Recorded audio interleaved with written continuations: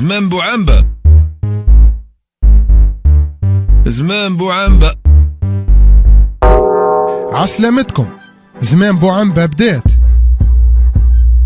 جام في 2012 الحكومة المؤقتة في تونس أقدمت على سلسلة من التعيينات من غير سابق إنذار ولا استشارة لهيكل القطاع، وكانت التعيينات وقتها شملت رؤساء تحرير ورؤساء مديرين عامين على رأس المؤسسات الإعلامية العمومية، وهو الشيء اللي يعتبر سابقة خطيرة في تاريخ الصحافة التونسية، وهو اللي كان مفاجأة لأهل القطاع وقتها، واللي نظم وقفة احتجاجية بتاريخ 9 جانفي 2012 في ساحة القصبة، وشاركوا فيها الوقفة العديد من الصحفيين ومعاهم ناشطين من المجتمع المدني جاوا باش يساندوهم.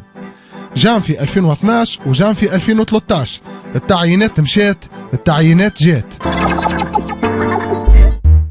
زمان بوعنبة، زمان بوعنبة.